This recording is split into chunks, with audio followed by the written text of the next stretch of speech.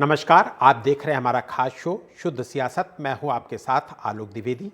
177 दिन बाद तिहाड़ से निकले अरविंद केजरीवाल ने जैसे ही सीएम पद से इस्तीफा देने का ऐलान किया, उसने बीजेपी को भी अपनी रणनीति पर नए सिरे से विचार करने के लिए मजबूर कर दिया।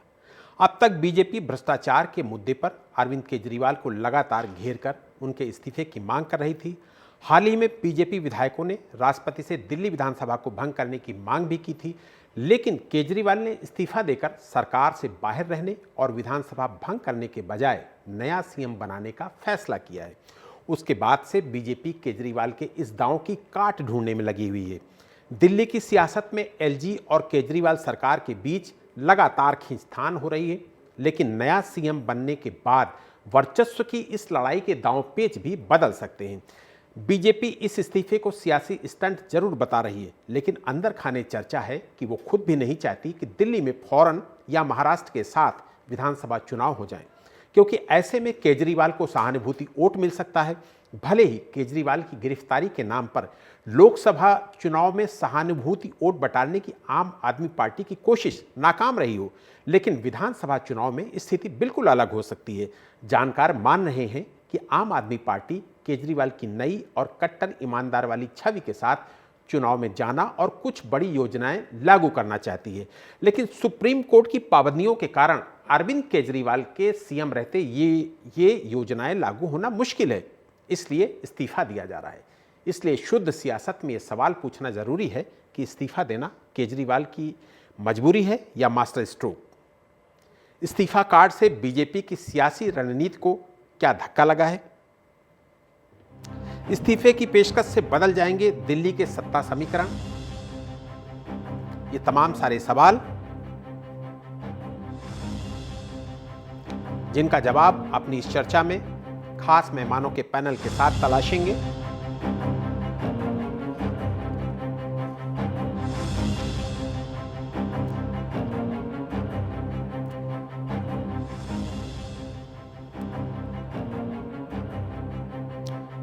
तो इस चर्चा में हमारे साथ जो खास मेहमान शामिल होने वाले हैं, उनमें से हमारे साथ स्टूडियो में लगातार पुरुषोत्तम नवीन जी हमारे साथ मौजूद रहेंगे 1 घंटे। इसके अलावा सुशील वकील जी वो हमारे साथ रहेंगे और कात्यायन मिश्रा जी वो हमारे साथ लगातार इस चर्चा में शामिल रहेंगे। कात्यायन जी, सुशील जी और पुरुषोत्तम जी, आप तीनों मेहमानों का बहुत बहुत स्वागत है। और सबसे पहले तो मैं पुरुषोत्तम नवीन जी से ही सवाल ले लेता हूँ। पुरुषोत्तम जी, मुझे अच्छी तरीके से याद है 14 फरवरी 2013 का वो दिन, चूंकि तब मैं फील्ड रिपोर्टिंग में था और उसी समय यही अरविंद केजरीवाल उन्होंने इस्तीफे की घोषणा की थी। 49 दिनों में सिर्फ सत्ता त्याग दी थी इन्होंने, लेकिन उसके बाद जब आए थे तो प्रचंड बहुमत के साथ ये सरकार आई थी। अब 15 सितंबर 2024 का भी वो दिन याद है मुझे, जब अरविंद केजरीवाल ने इस्तीफे की घोषणा की, यानी कि कल। क्या वही स्थितियां फिर दोहराई जाएंगी? प्रचंड बहुमत के साथ सरकार आने की उम्मीद है या कुछ नई चीजें बदली हैं जिसका असर आने वाले चुनाव में देखने को मिलेगा और जो अपेक्षाएं और उम्मीदें आम आदमी पार्टी की हैं वो कहीं बिखरी नजर आएंगी या उनके साथ नजर आएंगी? आपका रिएक्शन चाहूंगा इस पर। देखिए आलोक जी, 2013 और 2024 के बीच यमुना में बहुत सारा पानी बह चुका है। आप देख लें, उस समय केजरीवाल बिल्कुल नए नए राजनीति में आए थे। उनके पास कोई बैगेज नहीं था, उनके पास कोई एंटी इनकम्बेंसी जैसी उनके साथ कोई चीज़ नहीं थी। लेकिन अब 10 साल बीत चुके हैं। अगर आप पीछे मुड़ के देखें तो पिछले 5 साल में, यानी पिछले चुनाव में या उससे पहले के 2015 के चुनाव में केजरीवाल ने जो जो वादे किए उनमें कौन कौन से वादे पूरे हुए, अगर उसकी लिस्ट बनाई जाए, उसकी प्रतिशतता खोजी जाए तो वह शायद आधे से भी कम होगी।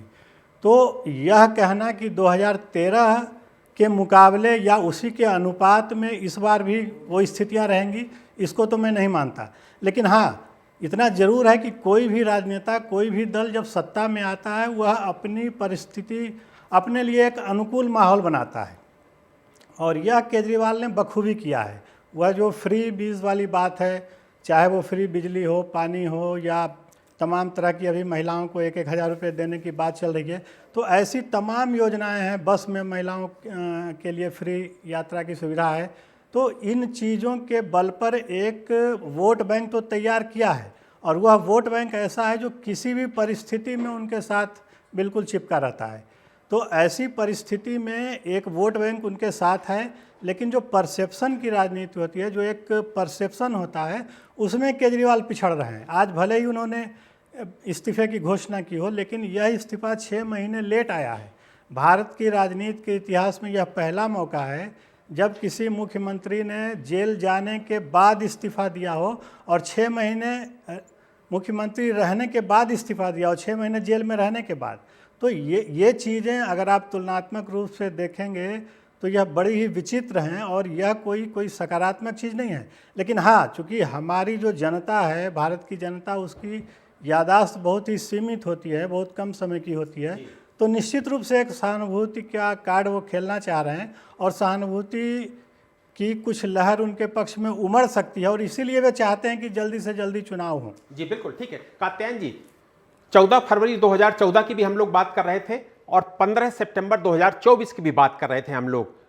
लगभग 10 साल का फासला। इन 10 सालों में तमाम एंटी इनकम्पेंसी, तमाम सारी जो अपेक्षाएं जनता की वो नहीं पूरी हुई। लेकिन चूंकि अभी हम लोग 2014 की बात इसलिए कर रहे थे कि जब 49 दिनों की सरकार में केजरीवाल ने सत्ता त्यागी थी, तो उसके बाद वो प्रचंड बहुमत के साथ 70 में से 67 सीटें हासिल करके वो इसी दिल्ली के मुख्यमंत्री बने थे। अब एक बार फिर वही स्थितियां हैं, एक बार फिर उन्होंने इस्तीफा दिया है। क्या वैसी ही स्थितियां रहेंगी 2014 की जैसी, कि फिर कुछ बदली हुई स्थितियां नजर आएंगी इस बार 2024 में? मुझे लगता है राजनीति में जितने दोहरे मापदंड अरविंद केजरीवाल ने अपनाए हैं और दिए हैं, वो ऐतिहासिक है। पहले 2014 के पहले अरविंद केजरीवाल की छवि ये थी कि यदि आरोप भी किसी मंत्री पर या मुख्यमंत्री पर या किसी संवैधानिक संस्था के पद पर बैठे व्यक्ति पर लग जाए तो उसे तुरंत इस्तीफा दे देना चाहिए और जांच तक उसे उस पद पर नहीं बैठना चाहिए। और 2014-15 में देश का एक बहुत बड़ा वर्ग अरविंद केजरीवाल के साथ था, दिल्ली का एक बहुत बड़ा वर्ग अरविंद केजरीवाल के साथ था, जिन्हें उनकी ईमानदारी और सत्यनिष्ठा पर पूर्ण विश्वास था। लेकिन आज वो उनकी ईमानदारी और सत्यनिष्ठा की छवि पूर्णतः धूमिल हो चुकी है, और खास करके पिछले 6 वर्षों में उन्होंने साबित कर दिया है कि ईमानदारी और नैतिकता के मामले में भारतवर्ष में उनसे घिरा हुआ व्यक्ति कोई नहीं है। जो व्यक्ति जेल में रहता हुआ पहला उदाहरण प्रस्तुत करे कि जो व्यक्ति जेल में है और वहां जाकर भी मुख्यमंत्री पद से इस्तीफा ना दे, बार बार ये बोलने के बावजूद शुरू में कि यदि पद पर रहने वाले व्यक्ति पर आरोप भी लग जाए तो उसे इस्तीफा दे देना चाहिए, ऐसा व्यक्ति 6 महीने तक यदि जेल में रहे और इस्तीफा ना दे और बाहर आकर इस्तीफे की नौटंकी तब करे जब उसे सुप्रीम कोर्ट ने जमानत दे दी, ये मेरे हिसाब से भारतवर्ष की राजनीति में सबसे अधिक गिरी हुई नैतिकता का परिचय अरविंद केजरीवाल ने दिया। अब जनता के समझने की बात है कि वो इन बातों को कैसे समझती है। जनता इन बातों को समझेगी और मुझे लगता है बेहद समझदारी के साथ अपना निर्णय देगी। जी बिल्कुल ठीक है। सुशील जी, लगभग 5.5 महीने अरविंद केजरीवाल जी जेल में रहे, और वही सवाल कात्यायन जी भी उठा रहे हैं और पुरुषोत्तम नवीन जी भी उठा रहे हैं कि इन 5.5 महीनों में उन्होंने इस्तीफा नहीं दिया, बाहर आए, उसके बाद उन्होंने इस्तीफे की घोषणा की। इस रणनीति के पीछे उनकी क्या सोच रही होगी? आलोक जी, नैतिकता के हिसाब से अगर जाए तो उन्होंने जो 5 महीने पहले जब वो जेल गए तो तभी रिजाइन करना चाहता कि देखो जी, क्योंकि इन्होंने खुद एक प्रेसिडेंट नहीं दिया था, क्योंकि जिसके ऊपर थोड़ा जो सरकारी और किसी पद पे हो, ऊंचे पद पे हो, अगर उसके खिलाफ थोड़ा बहुत भी न्याय की एक्शन होती है तो उसी टाइम उसको रिजाइन करना चाहे। अगर उनकी बात पे तो या उन्हीं की बात सुने तो उनको उसी टाइम रिजाइन करना चाहता। लेकिन 5-6 महीने उन्होंने बड़ी मुश्किल से निकाले, तो फाइनली जब ये हो गया कि बेल उनकी हो गई, और बेल भी कुछ शर्तों के साथ हो गई कि इसमें पहले जो ये 2-3 बड़ी शर्तें थे कि वो चीफ ऑफिस नहीं जा सकते हैं, दिल्ली सरकार के हेडक्वार्टर में नहीं जा सकते, कोई फाइल साइन नहीं कर सकते थे। उन्हें लगा कि अब मुख्यमंत्री का उस नाम के लिए मुख्यमंत्री है, जब काम है नहीं तो उसका असर उल्टा पड़ेगा, लोगों के बीच में गलत खबर जाएगी। अब देख लीजिए जो उनका यह चीज है कि उन्होंने इस टाइम क्यों ऐसा किया। इसका पहला ये कारण है कि एक तो लोग में थोड़ा बहुत ये है उसके खिलाफ के रिजाइन क्यों नहीं करे, अगर इनको बेल पे आज छोड़ दिया गया, इनको या अपनी जो पावर से उसका इस्तेमाल करने को नहीं दे दिया गया, तो लोगों में भी थोड़ा बहुत मैसेज गलत जाता है। और दूसरा सबसे बड़ा कारण लग रहा है ऐसा कि जैसे ये उन्होंने क्या किया कि बीजेपी का एक डेलीगेशन लीडर का वो प्रधान या राष्ट्रपति मुर्मू जी से मिलने गए, तो उन्होंने दिल्ली के खिलाफ शिकायत लगाई कि दिल्ली में यह प्रेसिडेंट रूल लगना चाहिए। केजरीवाल जी को मेरे को लग रहा है एक बड़ा डर था कि अगर वो इसमें कोई एक्शन ले गई तो न वो घर का रहेगा न घाट का रहेगा। बेसिकली जो केजरीवाल जी एक बड़ा स्ट्रेटेजिस्ट पॉलिटिशियन है, ये बड़ा जिसने उसने तो जो बड़े खेल खेले हैं, पहले अनाज जी को मैदान में लाया, फिर उसको बाहर कर दिया, उसके बाद जो इसके बड़े बड़े साथी थे जो बड़े अच्छे कोई वकील था, कोई पुलिस रिटायर्ड और बड़ा सीनियर था, या बाकी या जो पॉलिटिशियन थे, जर्नलिस्ट थे, सबको बाहर कर दिया, तो उसके बाद अपना टोली लाया। इस वजह से इसने क्या किया, इसको समझ आया कि अब हद से ज्यादा जा रही है, तो इससे अच्छा कि रिजाइन ही करे, तो उस डर से इसने अपना इस्तीफे का ये कर दिया कल। मेरे को लग रहा है अब इलेक्शन भी 4-5 महीने में आ रहे हैं, इसका जो ये चीज दाव है, ये चीज है कि ये अभी हरियाणा में भी इलेक्शन होने वाले हैं, या हरियाणा में भी लग जाएगा, और ये चाहता है कि ये नया मोदी बन जाए, तो इस वजह से ये यहाँ से दिखा रहा है कि इसने रिजाइन किया मॉरल ग्राउंड उस पर, ताकि ये चीज होगा, फिर लोगों को भी थोड़ा बहुत इसमें लाना कि मैं तुमसे क्लियर चिट लूंगा, जब तक तुम लोग क्लीन चिट नहीं दोगे और बहुमत नहीं दोगे हमें, तब तक मैं राज नहीं करूंगा, न सिसोदिया जी करेगा। ये लोगों में एक भ्रम फैलाना चाहता है कि ये बड़ा या ऑनेस्ट है, बाकी चीज है, और जब तक इसको सर्टिफिकेट नहीं दोगे तब तक ये दोबारा नहीं आएगा।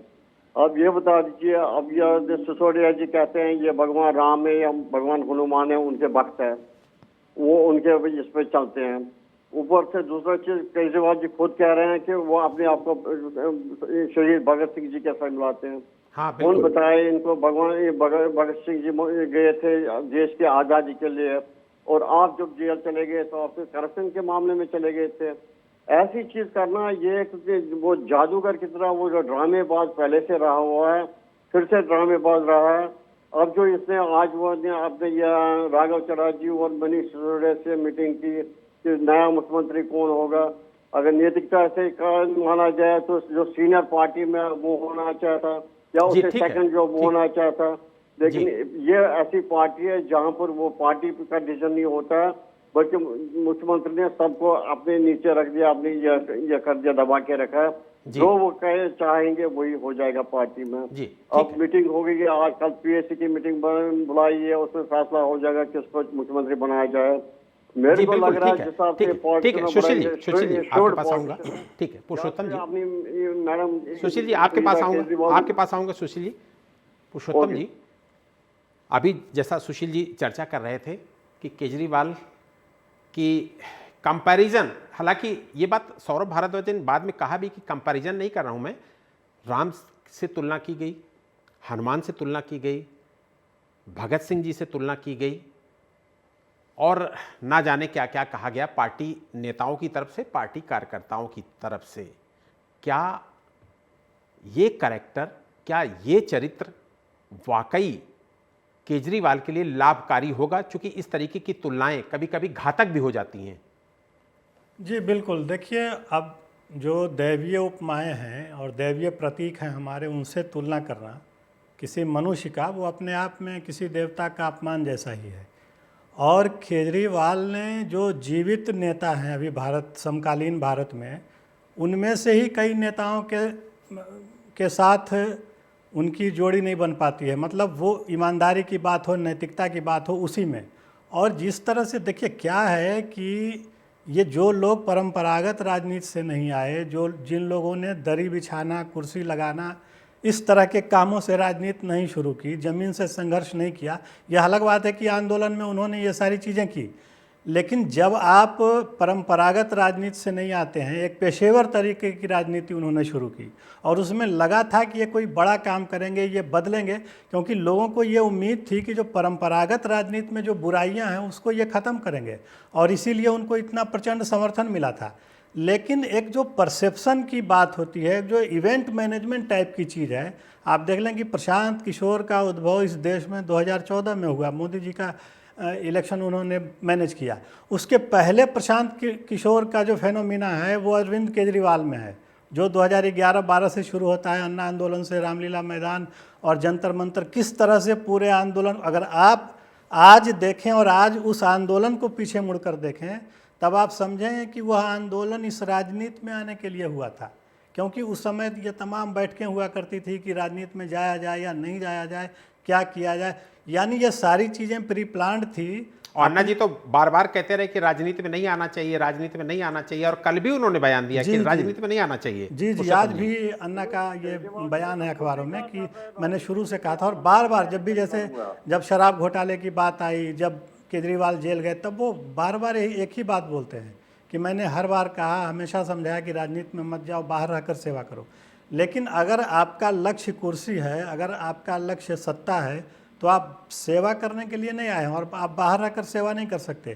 तो देखिए, आम आदमी पार्टी का यह कैरेक्टर है कि किस तरह से चीज़ों को मैनिपुलेट किया जाए, किस तरह से एक आउट ऑफ द बॉक्स चीज़ें की जाए और लार्जर देन लाइफ एक इमेज बनाया जाए किसी व्यक्ति का, और उसी क्रम में ये सारी चीज़ें हो रही है। उनको लगता है कि जो कुछ भी हम बोल देंगे वह चल जाएगा, उसकी हवा बन जाएगी। अभी तक 1 घंटे पहले ये फ्लैश हो रहा है टेलीविज़न चैनलों पर कि अब जनता चाह रही है कि पहले चुनाव हो। अरे कहाँ सर्वे हो गया, कौन सी एजेंसी ने बात की जनता से, किसने कह दिया कि जनता चाह रही है कि पहले चुनाव हो?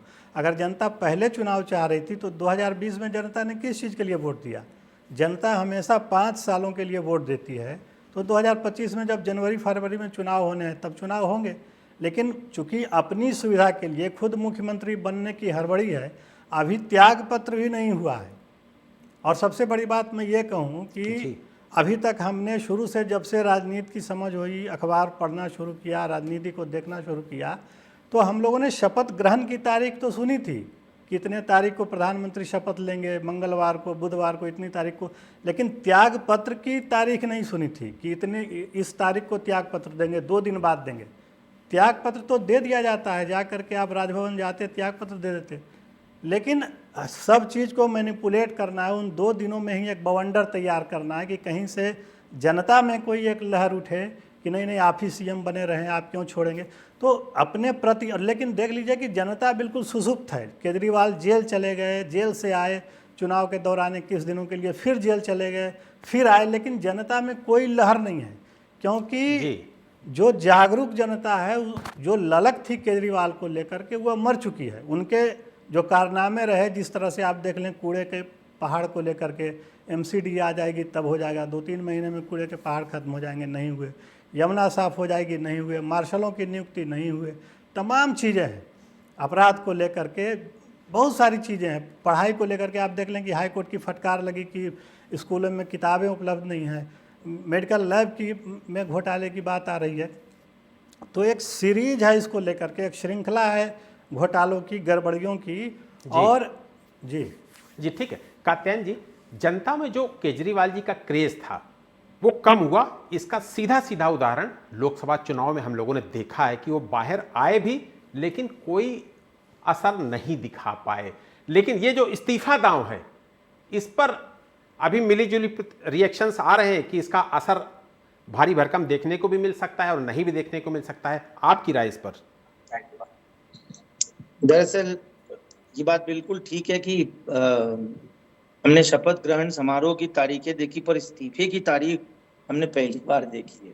और शायद मुझे लगता है उसका कारण ये है कि 17 तारीख को हमारे देश के प्रधानमंत्री माननीय नरेंद्र मोदी जी का जन्मदिन है, और जैसी कि अरविंद केजरीवाल जी की आदत है कि लाइमलाइट उन पर रहे। अगर देखो तो एक छोटे से महापौर से ज्यादा उनका कद एक्चुअल भारतीय राजनीति में नहीं है। 8 संसदीय सीटों पर ही उनका प्रभाव है, जो एक किसी लोकल महापौर का भी हो सकता है।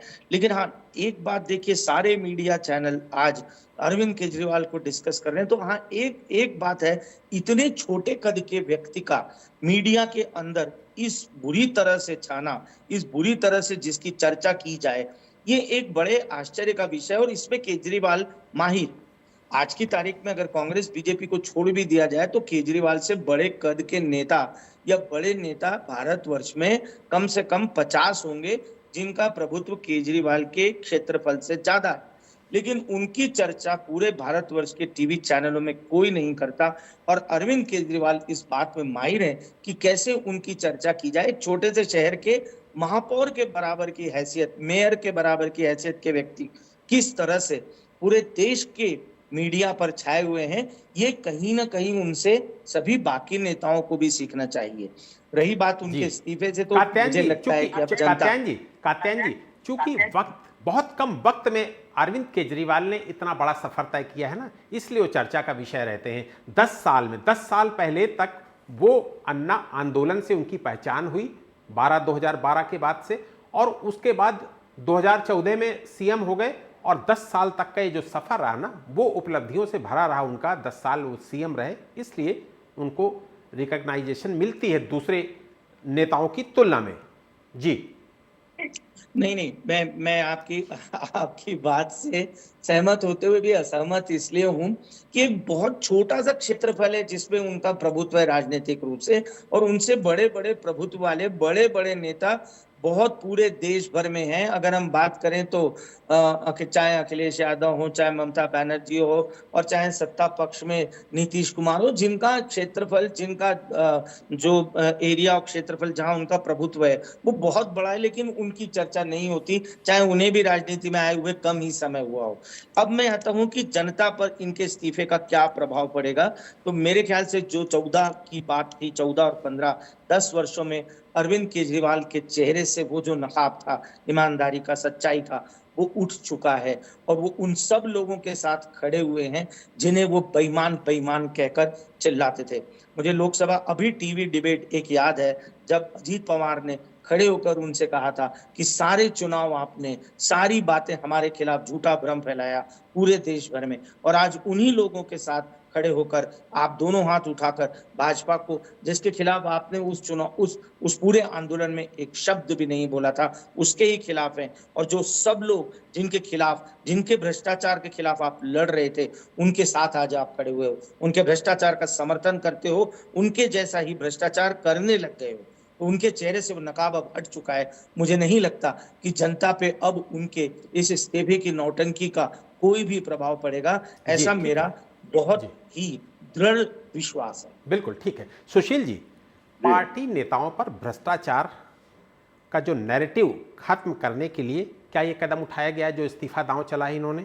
क्योंकि पार्टी के टॉप 2 लीडरशिप दोनों भ्रष्टाचार के आरोपी हैं, क्या उससे निकलने के लिए ये इस्तीफा दांव चला गया है?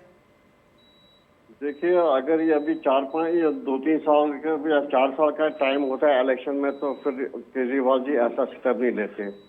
अब ये जो है स्टेप 2-3 महीने, 4 महीने के बाद इलेक्शन होना है, इनको पता है कि 4 महीने में अगर ऐसे ही चलता रहा तो एक तो बदनामी भी है, और दूसरा से करप्शन के चार्ज भी लगते रहेंगे, लोग भी इसके साथ ही रक्षा करेंगे कि एक आध लीडर है, मुख्यमंत्री है। तो इन्हें अच्छा दाव खेला कि यह क्या कर रहा है, इसने जो रिजाइन कर दिया, इसने दिखा दिया कि देखो जी, मैंने आपने इसमें मॉरल ग्राउंड पर रिजाइन कर दिया, ताकि अब लोग जो मेरे को क्लीन चिट नहीं देंगे, कि मैं उनको गवर्नमेंट या कोर्ट की क्लीन चिट की जरूरत नहीं है, वो कह रहा है कि मेरे को लोग चिट देंगे क्लियर का। हालांकि ऐसा ही दाव उन्होंने पहले भी खेला था, जब उनको अरेस्ट किया गया था उस टाइम भी उन्होंने क्या था, लोगों से राय मांगी, चाहे आपको लग रहा है अरविंद केजरीवाल को जेल जाना चाहिए कि नहीं जाना चाहिए, उसको भी मैनिपुलेट करके बोलिया नहीं जी, लोगों ने सबने कहा कि जेल नहीं जाना चाहिए इसको। ऐसे ही दोबारा से कर रहा है कि ये इसमें पार्टी में जो लग गया, दाग एक लग गया बड़ा कि ये करप्ट पार्टी है, इन्होंने पैसा खाया बज से, ये उस चीज के लिए बचने के लिए कोशिश कर रहे हैं, उस वजह से इन्होंने अब रिजाइन कर दिया। आप देख लीजिए 2013 में जब ये आ गए, तब भ्रष्टाचार मुक्त भारत के लिए एक बड़ा आंदोलन चला था। लोग बड़े सामने आगे, चाहे वो पत्रकार हो, चाहे बड़े बड़े या रिटायर्ड ऑफिसर हो, स्टूडेंट्स हो, सारे सुप्रीम कोर्ट तक इनकी मूवमेंट में चले गए। सब ने कहा देखो जी देश में करप्शन जबरदस्त चल रहा है, भ्रष्टाचार चल रहा है, तो एक नेता आ गया ऐसा जो हमें इससे मुक्त करेगा। इसलिए जब उन्होंने रिजाइन किया 2013 में, दोबारा आ गए तो मेजॉरिटी में आ गए, 17 में से 67 सीटें ले गए। लेकिन आज की जो हालात है वो 2013 नहीं है कि किसी मुख्यमंत्री का 5-6 महीना जेल में रहना, फिर वो बेल पे आना, फिर वापस दोबारा जाना। और अभी भी जो निकले हैं जेल से वो ये नहीं निकले कि इसके खिलाफ कोई सबूत नहीं मिला। उन्होंने ये माना कि इसका जो इसमें अभी ट्रायल चल रही है और चलेगी भी, लेकिन अभी जैसे इन्हें सबको बेल मिल रही है, हर एक चीज मिल रही है, तो इसका उस रूप में बेल दे दो क्योंकि अभी पता नहीं कितनी देर तक ट्रायल चलती रहेगी। तो ये डिजर्व करता है बेल। वो चीज है जो भ्रष्टाचार का ये चीज मिटाने के लिए इससे ये दाव के या नाराज ये खेला, देखो जी मैं रिजाइन कर रहा हूँ तो इलेक्शन करा दो, तो जब आप लोग मेरे को दोबारा जिताओगे मैं दोबारा से मुख्यमंत्री बनूंगा। ये बड़ा श्योर पॉलिटिक्स है, बड़ा ये चीज है इसका जो यह पूरा यह। दिल्ली के तेजी से बदलते सियासी घटनाक्रम को लेकर हम अपनी इस चर्चा को आगे बढ़ा रहे हैं। दिल्ली का सीएम अब कौन होगा, इस पर हम लोग लगातार बातचीत कर रहे हैं और इस इस्तीफा दांव के पैंतरे से किसको लाभ होगा किसको हानि, इस पर भी हम लगातार चर्चा कर रहे हैं। और अब एक बार फिर पुरुषोत्तम नवीन के पास चलेंगे हम। पुरुषोत्तम जी, जेल से बाहर आने के बाद केजरीवाल की कोशिश, मुझे लगता है कि ये जो इस्तीफा दांव चला गया उसके पीछे उनकी कोशिश यही होगी कि डैमेज कंट्रोल कर लिया जाए, अपनी जो भ्रष्टाचार वाली छवि है उसको निखार लिया जाए, उसको सुधार लिया जाए। क्या इस इस्तीफा दांव से ये दोनों चीज़ें, डैमेज कंट्रोल और अपनी जो छवि है वो निखारने में केजरीवाल या केजरीवाल की पार्टी के जो अन्य नेता इस खेल में फंसे हुए हैं, इस कथित शराब कांड में फंसे हुए हैं, उनकी छवि में कोई बदलाव आएगा? देखिए, तात्कालिक तौर पर ऐसा लग रहा है कि शायद एक इस तरह का माहौल बनाने की कोशिश की जा रही है और शायद इसमें केजरीवाल तात्कालिक रूप से सफल दिख रहे हैं। लेकिन लॉन्ग टर्म में आप देखें, अगर चुनाव 3-4 महीने बाद होते हैं, क्योंकि एक और सरकार आएगी, जो नए मुख्यमंत्री बनेंगे उनका भी एक कार्यकाल होगा 3-4 महीने का। आप भूलें नहीं कि सर्दियां आने वाली है और सर्दियों में दिल्ली का मौसम, दिल्ली में प्रदूषण की एक समस्या आ जाती है। दिल्ली एक ऐसा शहर बन चुका है जहां हर बदलते मौसम के साथ एक नई समस्या आती है। गर्मी में पानी की समस्या, जल संकट, बरसात में जल ज़्यादा हो जाने की समस्या और जाड़े में प्रदूषण की समस्या। तो मुझे तो एक चीज़ यह भी लगता है कि जल्दी चुनाव कराने के पीछे केजरीवाल की एक रणनीति यह भी है कि दिल्ली में जो प्रदूषण का संकट होगा उसका ठीकरा आम आदमी पार्टी के ऊपर न फूटे, उसके पहले ही चुनाव करा लिया जाए। एक मुझे ये लग रहा है, पहली बात। दूसरा ये कि अभी 2-4 महीने की बात नहीं है, केजरीवाल 12-13 सालों से राजनीति में है और एक जब सोशल ऑडिट होता है तो 10-12 सालों का ऑडिट होगा, केवल 2-4 महीने का नहीं होगा। उस पर एक तीसरी बात यह कि आपने 6 महीने तक इस्तीफा नहीं दिया। अगली बात यह कि आपने अभी इस्तीफा दिया नहीं है और अगली बार आप कैसे मुख्यमंत्री बन जाएंगे इसकी योजना आप बता रहे हैं।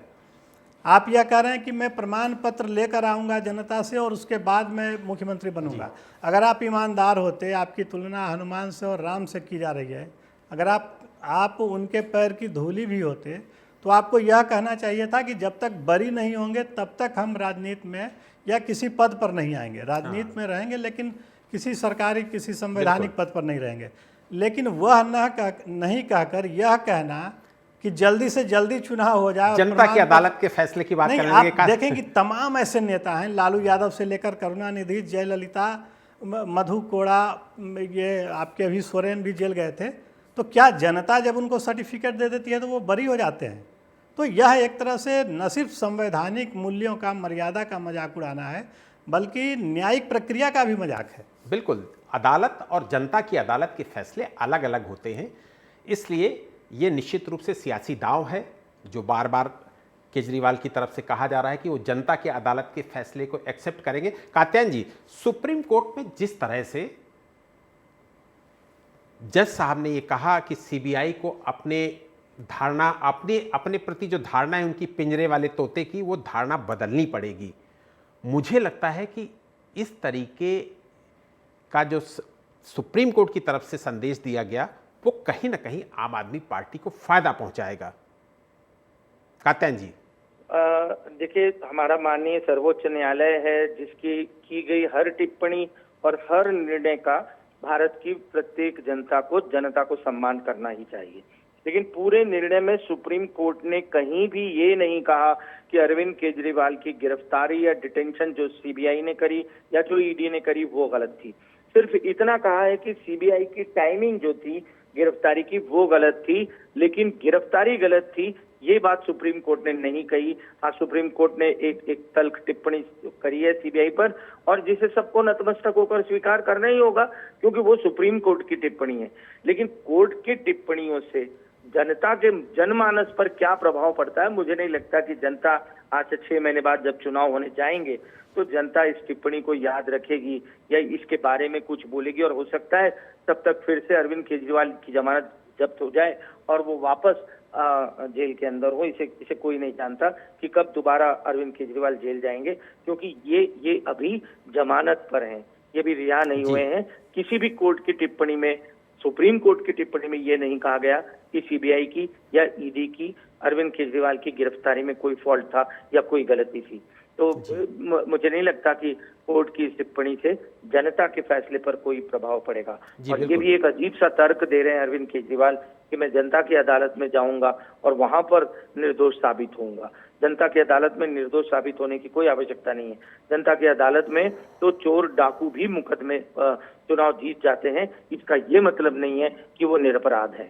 हाँ, बिल्कुल बिल्कुल, ये बहुत बड़ी बात है। और ये सवाल है आपका तैन जी जो आप बोल रहे हैं, ये अपने आप में एक सवाल है कि जनता की अदालत ने आपको दोबारा अगर मुख्यमंत्री, तिबारा अगर आपको मुख्यमंत्री बना दिया है तो क्या आप सुप्रीम कोर्ट से केस जीत जाएंगे? इस पर मैं सुनील कौशिक जी अगर हमारे साथ जुड़ गए हैं। सुनील कौशिक जी, आपका बहुत बहुत स्वागत है। मेरी बात अगर सुन रहे हैं सुनील कौशिक जी, तो जो बार बार ये कहा जा रहा है अरविंद केजरीवाल जी की तरफ से कि वो जनता की अदालत के फैसला के आकांक्षी हैं वो, तो क्या जनता ने अगर उन्हें फिर से मुख्यमंत्री बना दिया तो क्या वो सुप्रीम कोर्ट में केस जीत जाएंगे? देखो आलोक जी, पहले तो ये तय करना है कि जिसको मुख्यमंत्री वो बनाएंगे। और अधिकतर आपने भी देखा होगा भारतीय राजनीति में कि जब पार्टी में कोई दूसरा मुख्यमंत्री जिस पार्टी ने बनाया है वहां पार्टियां टूटी हैं। और ये अरविंद केजरीवाल भी बहुत अच्छे से जानते हैं कि राजनीति का दूसरा केंद्र वो अपने अलावा किसी को बनाना नहीं चाहते हैं। तो सबसे पहले तो ये निकल के आएगा कि मुख्यमंत्री होगा कौन, और जब मुख्यमंत्री की कुर्सी पर बैठने के बाद क्या वो आपके सारे आदेश मानेगा या जितनी चाबी आप भरेंगे उतना ही वो काम करेगा? ये मुझे लगता है भविष्य के गर्त में है। और ऐसा जहां जहां जिस राज्य में जिन राजनीतिक दलों ने मुख्यमंत्रियों को बनाया है वो फिर उससे उतरना नहीं चाहे, फिर वो पार्टी बटके ही गई है। या तो वो निकल के उन्होंने दूसरी पार्टी बनाई है या उन्होंने पार्टी को तोड़ा है। तो ये अब देखना पड़ेगा सबसे पहले। दूसरा, ये मुख्यमंत्री की जो बात कि हम 48 घंटे बाद इस्तीफा देंगे, 48 घंटे का समय क्यों? आप तत्काल जनता के सामने आते हो, कहते ये इस्तीफा मैं देने जा रहा हूं और इस्तीफा देकर के मैं ये सिद्ध करना चाहता हूं कि जनता के अदालत में जाऊंगा, जनता क्या करेगी। 48 घंटे का आपने समय क्यों लिया? आप जेल में रह के तब मंथन क्यों नहीं आपने किया? निश्चित तौर से मुझे लगता है कि जिस दिशा में केजरीवाल जी चलना जा रहे हैं वो निश्चित तौर से भाजपा और कांग्रेस की भी मुसीबत तो है इस बात को लेकर के कि जनता ये सब कुछ नहीं जानती कि अदालत ने क्या टिप्पणी की, अदालत ने क्या आदेश दिया। वो सिर्फ जितना कनेक्ट आप जनता को अपने भाषण के माध्यम से या इमोशनल तरीके से आप करते हैं उसी हिसाब से जनता वोट करती आई है। और लोकसभा के चुनाव आपने देखे, 2 एक ऐसे प्रत्याशी जो जेल में बंद रह करके भी चुनाव जीत गए। तो ये थोड़ा सा मुश्किल सवाल है कि आप जनता की अदालत क्या फैसला करेगी। लेकिन ये जरूर है कि जो भारतीय जनता पार्टी मान के चल रही थी उसमें रणनीति अब भारतीय जनता पार्टी को बदलनी पड़ेगी। क्योंकि मैं ये दावे के साथ कह सकता हूं कि ये कह करके केजरीवाल ने छक्का सिक्सर तो लगा दिया कि निश्चित तौर से जनता के पाले में चीजें डाल दी, लेकिन तब भी उसके बावजूद भी तमाम सवाल आलोक जी केजरीवाल जी पर लगते रहेंगे, खड़े होते रहेंगे। जी बिल्कुल ठीक है, बहुत बड़ी बात कही है। पुरुषोत्तम नवीन जी, आपके पास आऊंगा।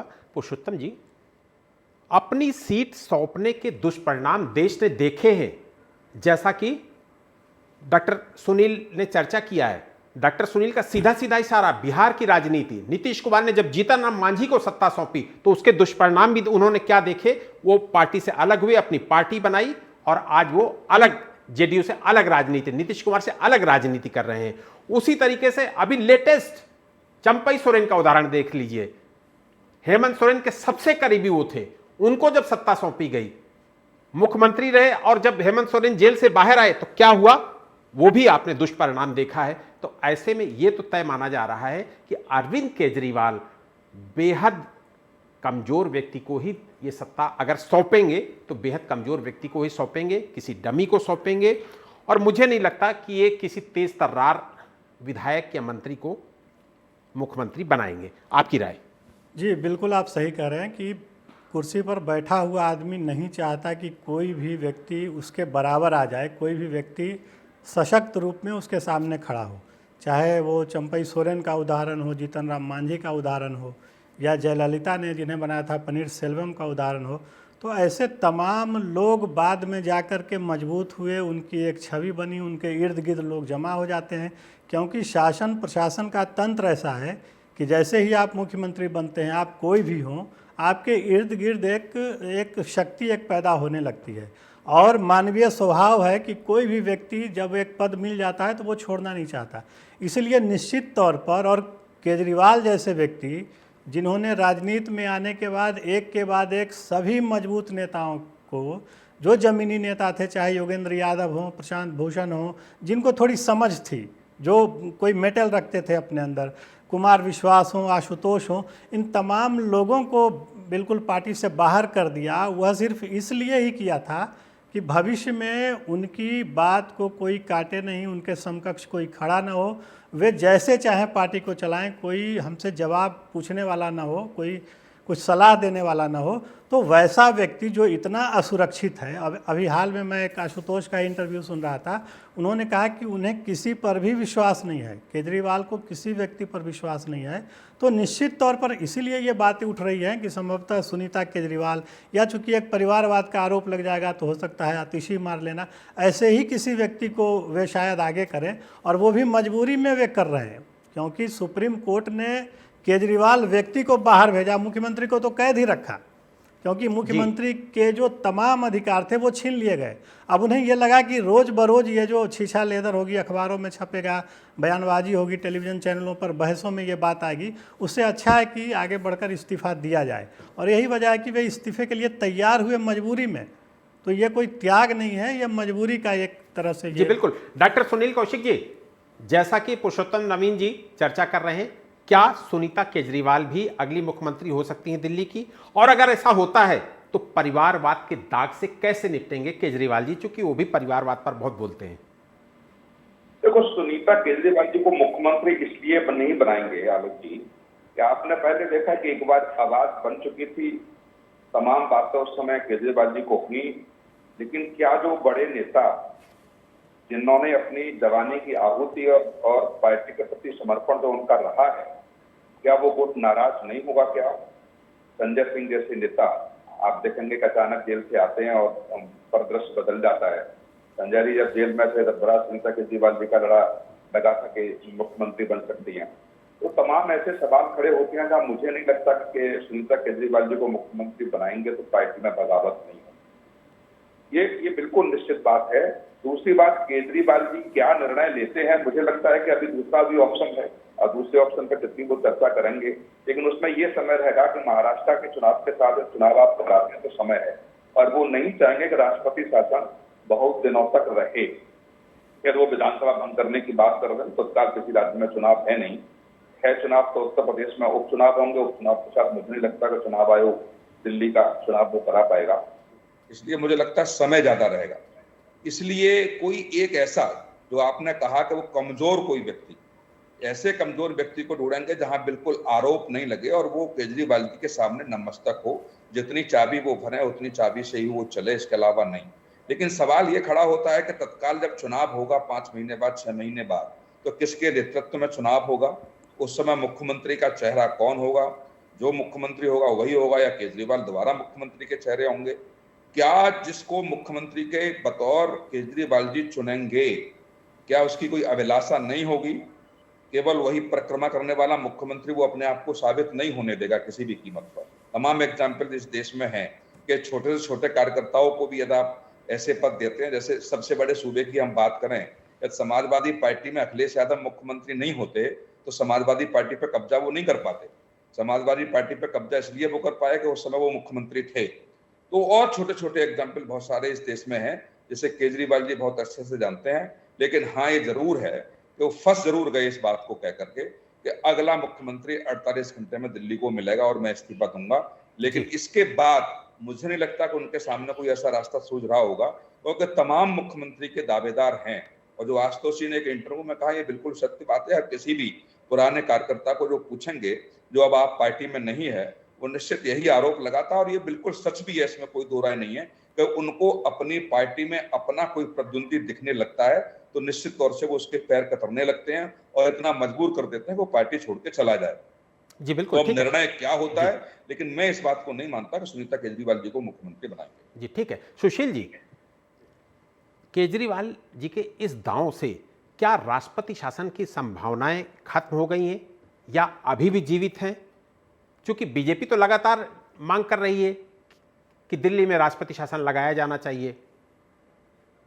बीजेपी का एक सबसे बड़ा तर्क जो है वो है कि दिल्ली सफर कर रहा है, दिल्ली के लोग सफर कर रहे हैं कि चीफ मिनिस्टर ना ऑफिस में बैठा है, ना फाइलें वगैरह साइन करता है, ना कुछ। उसकी वजह से दिल्ली के लोग सफर कर रहे हैं। आप देख लीजिए, वो उनका मेन जो ये था, इसके खिलाफ एलिगेशन, वो अब दूर हो गया थोड़ा बहुत कि ये रिजाइन करेंगे।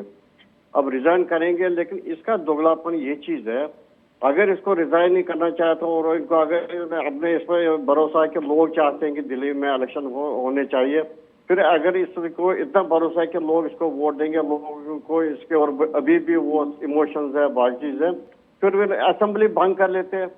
असेंबली कर लेते भंग, तो चलो जी दोबारा जब इलेक्शन होंगे तो तब हम देखा जाएगा। लेकिन ये वो नहीं चाहेगा कि इसको पता है कि इलेक्शन जब सरकार के अंडर होते हैं तो सरकार जो पार्टी उस टाइम ये सरकार में होती है फायदा उसे काफी मिलता है, वो भी नहीं करेगा। अब ये जैसे इसको सबने आज तक परखा है, वो सब कह रहे हैं कि ये किसी पे भरोसा करने वाला नहीं है। मेरे को लग रहा है कि ये अगर कल आज उन्होंने एक मीटिंग की, कल जो PSC मीटिंग में है वहाँ यही आवाज उठेगी, नहीं जी कोई हमें ऐसा नेता नहीं लग रहा है, तो इस वजह से सुनीता केजरीवाल जी को आगे कर दे। कि मेरे को नहीं लग रहा जैसे अफवाह चल रही है कि इसको आतिशी को ये मुख्यमंत्री बना सकता है। मेरे को नहीं लग रहा जिस हिसाब से वो बड़ी एक्टिव है और बड़ी फुर्तीली है, ये उसका बनाएगा। और दूसरा चांस आप जो इसमें इस टाइम आप में खाली एक नेता है, वो गया गोपाल राय, जो नॉन कंट्रोवर्शियल है और जो बड़े आनंद चुपके से काम कर रहा, अपने काम में लगा हुआ। ऐसे नेता को भी ला सकता है, लेकिन ये उसको भी नहीं लाएगा। और इससे लग रहा है कि जो मैक्सिमम चांसेस बनते हैं वो कल होगा, क्योंकि देखो जी PSC मेंबर से मैक्सिमम लोगों ने ये फैसला कर दिया कि सुनीता जी को मुख्यमंत्री बनाया जाए। उस चीज की पॉसिबिलिटी है। आप देख लीजिए झारखंड में क्या हुआ, जैसे वो शिबू सोरेन जी खुद गए या जेल में, तो चंपत राय जी को बनाया, तो वो 11 और 2 का रिजाइन करके उसने BJP ज्वाइन कर दिया, या नीतीश कुमार जी के साथ। इसलिए लग रहा है कि ऐसे नहीं होगा, ये किसी अपने क्लोज बंदे को लाएगा जो इसके आगे पीछे इशारों पे नाचे। अब जो आप कह रहे हैं कि यह राष्ट्रपति शासन, ऐसे स्थिति जो है, क्योंकि अब ये अगर कोई परसों मुख्यमंत्री बनेगा, चाहे वो नाम का हो या काम का हो, लेकिन फाइलें वगैरह साम करेंगे, कम से कम दिल्ली में तो वो काम करने या मुख्यमंत्री होगा कोई, तो उस वजह से राष्ट्रपति भवन या राष्ट्रपति का शासन लगाने का कोई चांस नहीं बनेगा, क्योंकि BJP के पास कोई तारक नहीं रहेगा किस बात पे वो डिमांड करें राष्ट्रपति या शासन का। अब दूसरा चीज देख लीजिए कि ये जो कह रहे हैं कि दिल्ली के लोग चाहते हैं जल्दी इलेक्शन। आप बता दीजिए, दिल्ली में 2 टाइप के लोग हैं। एक वो लोग हैं जो मुफ्त सेवाओं का सेवन कर रहे हैं, चाहे बिजली हो, पानी हो, और दूसरा चीज हो गया लेडीज के लिए बस सेवा फ्री है, और फिर पेंशन वगैरह लेडीज को मिलता है 1000 रुपए का। लेकिन एक जो मेजॉरिटी लोग हैं वो है जो ये चीजों का सेवन नहीं करते, जो 20-25 हजार रुपये महीने का बिजली का बिल भरते हैं, पानी के हैवी बिल्स भर रहे हैं। और ये जो इनका कहना है इस पर हम लोग अभी चर्चा कर लेंगे। एक सवाल डॉक्टर सुनील जी से और ले लेते हैं, चूंकि डॉक्टर सुनील हमारे साथ बाद में जुड़े। क्या दलित और अल्पसंख्यक पर भी दांव खेल सकते हैं अरविंद केजरीवाल? नहीं, देखो आलोक जी, जिसको वो बनाएंगे ये देख के नहीं बनाना है कि अल्पसंख्यक होगा, दलित होगा। ये राजनीतिक दलों में फिर तो चर्चा हो ही जाती है, जिसको बनाए उसी हिसाब से वो उसकी कहानी गढ़ने लगते हैं। सबसे महत्वपूर्ण ये है, तो बार बार आपकी डिबेट में भी आ रहा है और आपके सवाल भी हैं, और हम लोग भी इस बात को मान के चल रहे हैं कि क्या वो कठपुतली वाला चेहरा केजरीवाल जी को मिल पाएगा कि नहीं मिल पाएगा। एक कठपुतली उनको ढूंढने का प्रयास 48 घंटे में रहेगा, 48 घंटे में वो ढूंढ पाते कि नहीं ढूंढ पाती, ये महत्वपूर्ण है। जो भी होगा वही जोड़ दिया जाएगा। अल्पसंख्यक होगा तो अल्पसंख्यक समुदाय से जोड़ दिया जाएगा, दलित होगा तो दलित से जोड़ दिया जाएगा, या अन्य कोई होगा ओबीसी होगा तो ओबीसी से जोड़ दिया जाएगा। ये तो मुझे लगता है इसमें तो केजरीवाल जी माहिर हैं, इसमें तो कोई दो राय है ही नहीं है। बस वही है, कठपुतली चेहरा कौन होगा, उस कठपुतली को ढूंढने का प्रयास जरूर केजरीवाल जी कल से कर रहे हैं, और निश्चित तौर से वो मिलेगा कि नहीं मिलेगा ये सवाल खड़े होते हैं। और इस बात का डर हमेशा केजरीवाल जी को रहेगा कि मुख्यमंत्री से उनको, उनके कद को, उनके भविष्य को, उनकी पार्टी को, उनके रुतबे को हमेशा चैलेंज मिलता रहेगा जब तक चुनाव नहीं होते हैं। लेकिन यही देखना है कि केजरीवाल जी के पास ऐसा कोई चेहरा है या नहीं है। अक्सर कर इसलिए आप देखेंगे, बिहार एक ऐसा उदाहरण है, लालू प्रसाद यादव की पार्टी में तमाम गद्दावर नेता थे, उनकी जाति सजाति के नेता थे, अल्पसंख्यक समुदाय के थे, अन्य समुदाय से थे, लेकिन वो लालू प्रसाद यादव ये बहुत अच्छे से समझते थे कि सत्ता जब बाहर चली जाती है घर से तब बहुत मुश्किल होता है उसको वापस लेना, कहीं ना कहीं पार्टी टूटती है। इसलिए उन्होंने अपनी पत्नी को अपनी राबड़ी देवी को मुख्यमंत्री बनाए रखा। क्या इसी दाव को केजरीवाल जी चलते हैं कि नहीं चलते हैं? यदि वो चलते हैं इस बात को, फिर मैं दोहरा रहा हूं आपकी डिबेट में, तो केजरीवाल जी की पत्नी बहुत पहले मुख्यमंत्री हो गई होती। निश्चित तौर से केजरीवाल जी ये समझ रहे हैं कि सुनीता केजरीवाल जी को मुख्यमंत्री बनाने के बाद पार्टी में बगावत होगी। जी बिल्कुल ठीक है, वक्त कम है, चर्चा को हमें यही विराम देना पड़ेगा। सुशील जी, कात्यायन जी और सुनील कौशिक जी और पुरुषोत्तम नवीन जी, आप चारों का मैं शुक्रिया अदा करूंगा कि आपने हमें इतना वक्त दिया और हमारे तमाम सारे सवालों का जवाब दिया। केजरीवाल राजनीति में नौसिखिए बनकर आए थे, लेकिन इन 11 सालों में वो सत्ता के महारथी और सियासी समीकरणों के मास्टर बनकर उभरे हैं। इसलिए ये मानने में कोई हर्ज नहीं है कि वो बहुत गहरी रणनीति के तहत सीएम पद से इस्तीफा देने वाले हैं। लेकिन समीकरण बैठाना एक बात है और जनता तक सही से मैसेज पहुंचाना अलग बात है। इसलिए इस्तीफे के फैसले पर जनता क्या राय बनाती है, इसी पर केजरीवाल और आम आदमी पार्टी का भविष्य निर्भर करेगा। बहरहाल मुझे दीजिए इजाजत। देश और दुनिया की तमाम बड़ी खबरों के लिए आप देखते रहिए TV 27 न्यूज़। नमस्कार।